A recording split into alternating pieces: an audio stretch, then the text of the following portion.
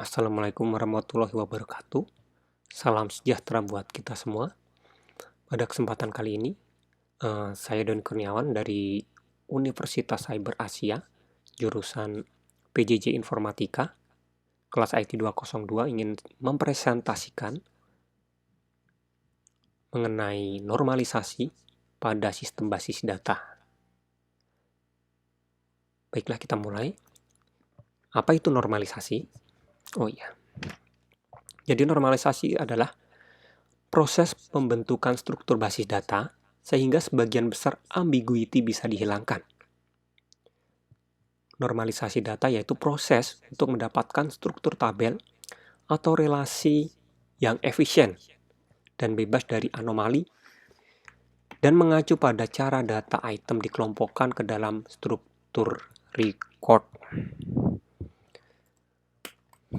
Tujuan dari normalisasi data adalah yang pertama untuk menghilangkan kerangkapan data, yang kedua untuk mengurangi kompleksitas, dan yang terakhir ataupun yang ketiga untuk mempermudah pemodifikasian data.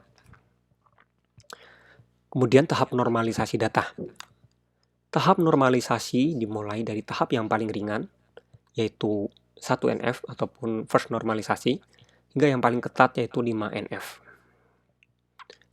Namun biasanya hanya sampai pada tingkat 3NF ataupun BCNF saja, karena itu sudah cukup memadai untuk menghasilkan tabel-tabel yang berkualitas baik.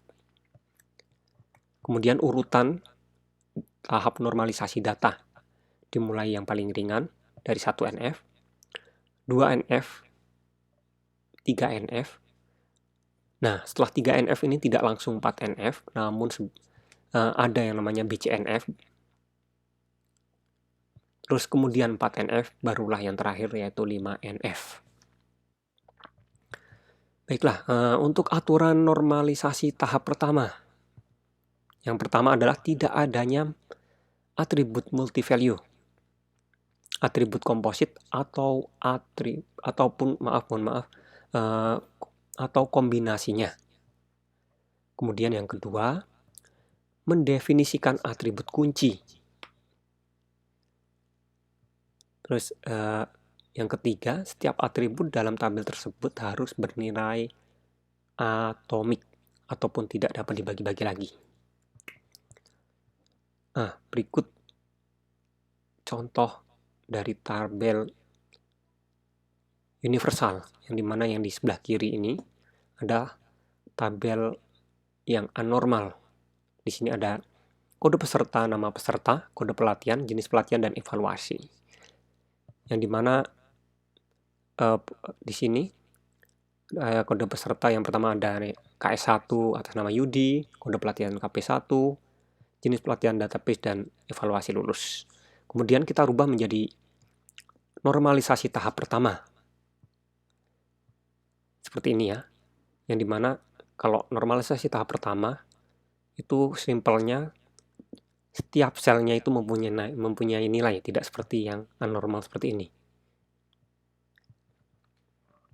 Kemudian selanjutnya, setelah tahap normalisasi pertama sudah selesai, kita akan coba ke tahap selanjutnya, yaitu tahap normalisasi yang kedua. Untuk aturan sendiri, normalisasi tahap yang kedua, yang pertama sudah memenuhi dalam bentuk normal, ke-1 ataupun 1NF. Terus semua atribut bukan kunci, hanya boleh tergantung ataupun fungsional dependensi pada atribut kunci. Jika ada ketergantungan parsial, maka atribut tersebut harus dipisah pada tabel yang lain. Yang terakhir, perlu ada tabel penghubung ataupun kehadiran foreign key pada atribut-atribut yang telah dipisah tadi. Baik, kita langsung saja ke tahap selanjutnya. Inilah dia. Jadi yang di sini ini adalah tabel daripada normalisasi tahap pertama. Yang dimana di sini kita akan mengelompokkan data menjadi 3 kelompok. Yang pertama adalah kode peserta dan nama peserta. Di sini. Karena untuk nama peserta itu tergantung pada kode peserta, yang artinya kalau kita melihat kode peserta, otomatis kita juga tahu nama peserta tersebut.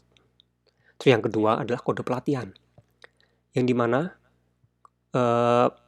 kode pelatihan dan juga jenis pelatihan. Kalau misalkan kita lihat dari kode pelatihannya saja, otomatis kita sudah tahu apa itu jenis pelatihannya. Contoh seperti di bawah ini, kalau misalkan KP1 itu otomatis jenis pelatihannya adalah basis data. Kalau KP2 itu web jenis pelatihannya. KP3 itu sistem operasi. Terus yang terakhir adalah untuk kelompok data evaluasi.